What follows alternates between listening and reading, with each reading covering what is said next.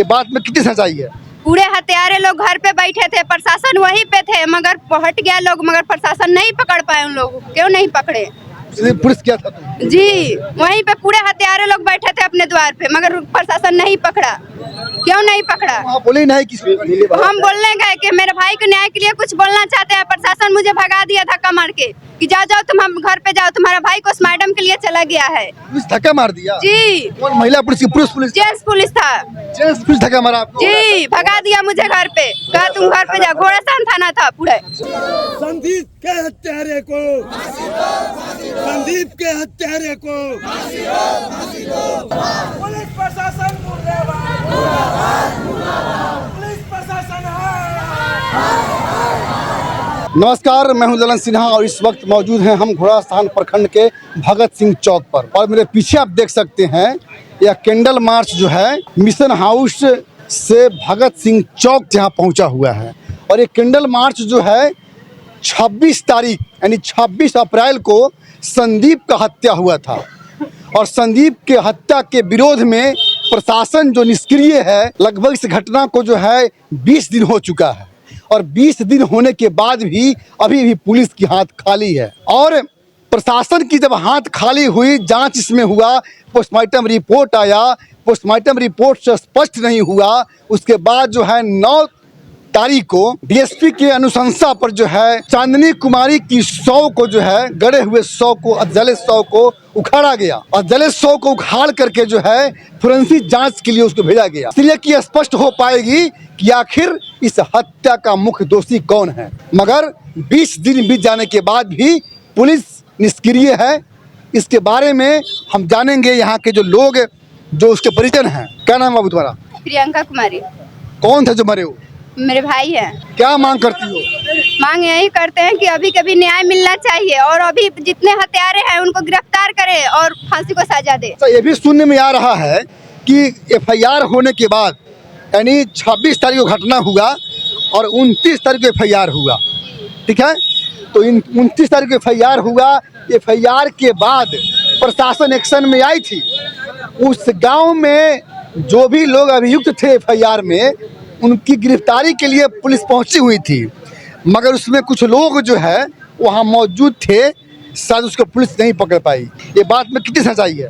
पूरे हत्यारे लोग घर पे बैठे थे, प्रशासन वहीं पे थे, मगर हट गया लोग, मगर प्रशासन नहीं पकड़ पाए उन लोगों को। क्यों नहीं पकड़े? पुलिस क्या था तुम? जी, वहीं पे पूरे हत्यारे लोग बैठे थे अपने द्वार पे, मगर प्रशासन नहीं पकड़ा। क्यों नहीं पकड़ा? बोले नहीं किसी हम बोलने गए कि मेरे भाई को न्याय के लिए कुछ बोलना चाहते हैं, प्रशासन मुझे भगा दिया धक्का मार के कि जाओ जाओ तुम हम घर पे जाओ, तुम्हारा भाई को मैडम के लिए चला गया है। पुलिस धक्का मार दिया? जी। कौन महिला पुलिस? पुलिस जेंट्स पुलिस था। जेंट्स पुलिस धक्का मारा आपको? जी, भगा दिया मुझे घर पे, कहा तुम घर पे जाओ। घोड़ासान थाना था पूरे। जी। बताइए, ये संदीप की बहन है और इनका कहना है कि जिस दिन प्रशासन वहां गया था अभियुक्त को पकड़ने, तो इन्हें धक्का मार के जो है जेंट्स पुलिस ने भगा दिया। ये पुलिस का जो रवैया है इस कांड में बिल्कुल ठीक नहीं है, जिस प्रकार से बच्ची का कहना है। क्या नाम हुआ आपका? क्या कहेंगे इसमें? संदीप के हत्यारे का प्रकार के फांसी दी, सफेद दोबारा वही केहू के साथ ना। क्या नाम है सर जी आपका? मेरा नाम नरेश भगत है। क्या कहना चाहेंगे? मैं कहना चाहता हूं कि स्थानीय प्रशासन जो लापरवाही किया है, इसके लिए आंदोलन आज शांति मार्च, कैंडल मार्च निकाला गया है। मैं प्रशासन से कहना चाहता हूं कि अविलंब दोषियों को गिरफ्तार कीजिए, अन्यथा यह आंदोलन भयानक रूप धारण करेगा। अभी घोड़ासान प्रखंड में यह आंदोलन चल रहा है। आने वाले दिनों में मैं जिला स्तर पर भी ये धरना गली गली में होगा, हर शहर में होगा, राज्य स्तर पर भी हम लोग ये आंदोलन करेंगे। अन्यथा आप अविलंब उन सभी दोषियों को गिरफ्तार करें। मैं यही कहना चाहता हूं प्रशासन से। क्या कहेंगे? मैं सबसे पहले आपके खबर सुनने वाले को नमस्कार करता हूं। मैं जगदेव विचार मंच के संस्थापक अध्यक्ष हूं और यह भटिनिया में जो संदीप का हत्या हुआ है, आज 22 रोज हो गया, अभी तक मोतिहारी पुलिस उसको अरेस्ट नहीं किया है। इससे जाहिर होता है कि मोतिहारी पुलिस उस हत्यारे से मिली भगत है और जिसके वजह से दूदू हत्या के घटना में अभी तक कोई अरेस्टिंग नहीं किया है। तो मांग करते हैं बिहार सरकार, भारत सरकार से कि अविलंब इस दोषी को अरेस्ट करके प्रशासन जो है इस मामले में निष्क्रिय क्यों है? निष्क्रिय प्रशासन निष्क्रिय इसलिए है कि प्रशासन हत्यारे के साथ मिली भगत है और पैसे के बल पर प्रशासन बिक चुका है। या आप क्या कहना चाहते हम तो ये कहना चाहते हैं कि दोहरा हत्याकांड जो हुआ, ये इस पर अगर पुलिस तत्परता दिखाई होती तो जिस दिन FIR हुआ या संज्ञान में आया 26 तारीख को, उसी दिन अगर त्वरित कार्रवाई करती तो किसी की भी जान नहीं जाती। अब हम तो ये मांग करते हैं पुलिस प्रशासन से कि स्थानीय पुलिस प्रशासन त्वरित कार्रवाई करते हुए अविलंब दोषियों को जो नामजद है उसको गिरफ्तार करे और गिरफ्तार करके कानून सम्मत कठोर कार्रवाई करे। भटिनिया ग्राम है, वहाँ पे संदीप हत्या के दोहरे हत्याकांड के अभियुक्त को बचाने में हमें लगता है कि यहाँ की कुछ सफ़ेद पोश लोग का संरक्षण प्राप्त है, जिसके तहत यहाँ की प्रशासन कुंभकर्णीय नींद में सोई हुई है। और प्रशासन अभी तक चाही रहती तो 22 दिन हो गया इस हत्या का, एक भी व्यक्ति को गिरफ्तार नहीं किया गया। क्यों? ये सवाल उठता है उन पर। देखिए, प्रशासन और कुछ सफ़ेद पोश लोग इसको प्रेम प्रसंग का मामला को जो है ना तुल दिया जा रहा है। असलियत में ये है नहीं। ये हत्या करके जब लोग फंसने पर आया तो इसको प्रेम प्रसंग का मामला बनाया गया है और प्रशासन सफ़ेद पोश लोगों के जो है संरक्षण में उसके इशारे पर यह काम कर रही है। तो अब हम लोग चुप नहीं बैठेंगे, जबरदस्त आंदोलन करेंगे। अगर आपके बात से ये भी जाहिर हो रहा है कि यहाँ तक कि हमको ये भी सुनने में आया कि जो पोस्टमार्टम रिपोर्ट आई है, पोस्टमार्टम रिपोर्ट में ये बताया जा रहा है कि पानी में डूबने से उसकी मौत हुई, यानी लंग्स में पूरा पानी भर चुका था और वो पानी में डूबने से ही पानी का जो है सिम्टम उसमें मौत में आ रही है।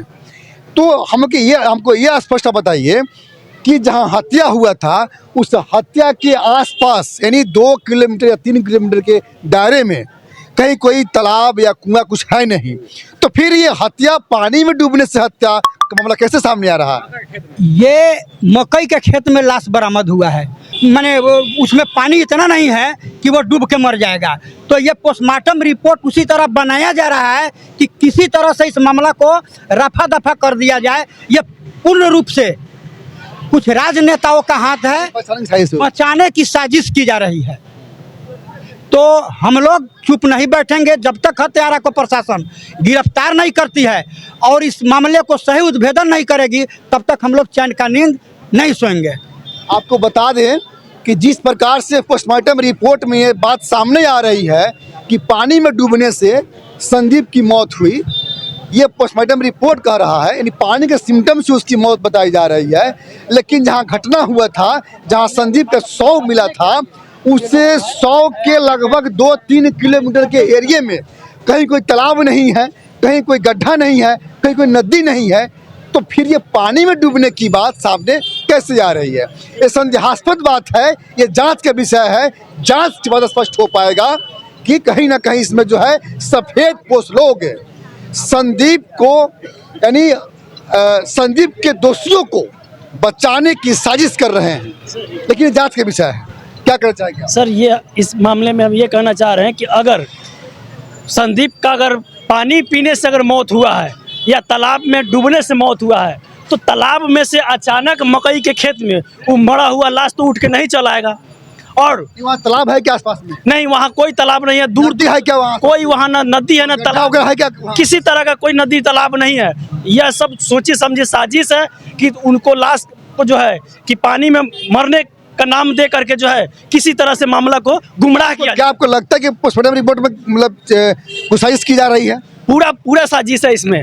ये जो है कि चंद नेताओं के इसमें कारनामा है, पुलिस प्रशासन मिला हुआ है और जो भी दोषी है इन सभी लोगों को जो है मिली जुली सरकार चल रही है। ठीक है, वो लोग पोस्टमार्टम रिपोर्ट को चेंज किया है जो डॉक्टर, उसके बारे में क्या कहना चाहेंगे? वो भी मिले हुए हैं ना, मिले हुए हैं तभी तो मतलब इस तरह का जो है कि रिपोर्ट दिया जा रहा है। पोस्टमार्टम रिपोर्ट जिस प्रकार से ये बताया जा रहा है पोस्टमार्टम रिपोर्ट में, तो पोस्टमार्टम रिपोर्ट के अनुसार अब क्या कहना चाहेंगे? इसमें क्या लगता है? देखिए, इतने दिनों के बाद लाश प्राप्त हुआ बच्ची का, अधजला शरीर मिला, कब्र से निकाला गया और उसको ये डॉक्टर के द्वारा बताया जा रहा है कि ये नदी में डूब के हत्या किया गया है।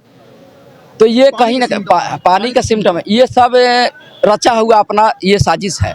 इसमें प्रशासन का और राजनेताओं का मिलीभगत है। कहीं ना कहीं राजनीतिक दबाव के कारण स्थानीय प्रशासन और जिला प्रशासन के द्वारा ये किसी तरह से ये षड्यंत्र करके इस मामला को रफा दफा करने की कोशिश है। आपको बता दें कि जिस प्रकार से चांदनी की जले 100 को 9 तारीख को जले 100 को जमीन से कोड़ के जो है पुलिस निकाली और फोरेंसिक जांच के लिए भेज दी।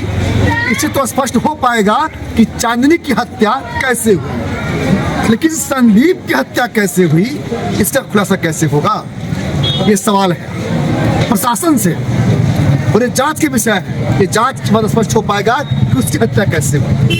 इसलिए कि जिस प्रकार से चांदनी की दोषी जब पकड़े जाएंगे तो उस दोषी के अनुसार ये स्पष्ट हो पाएगा कि संदीप की हत्या कैसे हुई, ये गुत्थी सुलझेगी। तो आपका क्या कहना है? पुलिस तो काम कर रही है, क्या पुलिस के काम से संतुष्ट है? या पुलिस के काम से संतुष्टि नहीं है, इसलिए कि आज 22 दिन घटना हो गया। इसलिए स्थानीय प्रशासन जो है, पुलिस प्रशासन थाना प्रभारी से लेकर के डीएसपी तक इसमें मिले हुआ है। वो हत्यारे से जो है कि पैसा लेकर के, और इसमें हमको जो है कि उस राजनेता का भी इसमें हाथ है, काम कर ही रहा है। अच्छा, थाना प्रभारी मिले हुआ है, इसमें कुछ राजनेता का भी हाथ है कि इसको किसी तरह जो है कि दूसरा रूप दे दिया जाए, मतलब डूबने का रूप दे दिया जाए। किस तरह की जांच मांग करते हैं? जांच हम सीबीआई जांच मांग करते हैं कि उस लड़का के साथ न्याय हो, उस लड़का को जो है 50 लाख मुआवजा मिले, उस घर में जो है कि एक घर मिले, एक सर्विस मिले, यही मेरा मांग है। उसके साथ इंसाफ। संदीप के जो हत्यारा, संदीप के हत्यारा क्या चाहते हैं? फांसी चाहते हैं। आप क्या चाहते हैं? आप क्या चाहते हैं? गिरफ्तारी पाने के बाद आप क्या चाहते हैं? आप क्या चाहते हैं? संदीप के हत्यारे को फांसी हो, क्या चाहते हैं? डिसाइड करेगा बस फांसी उसका त्वरित उपाय है, इससे जगह में हत्या रुकेगा। सिर्फ फांसी हो, फांसी हो, फांसी। इस खबर के बारे में क्या प्रतिक्रिया है दीजिएगा जरूर, क्योंकि ये बहुत ही निर्धन परिवार है, गरीब परिवार है। इनके पास बस एक ही औलाद था जो सहारा था कमाने वाला। और इस खबर के बारे में क्या प्रतिक्रिया दीजिएगा जरूर। अब तक के लिए इतना ही। जय हिंद, जय भारत।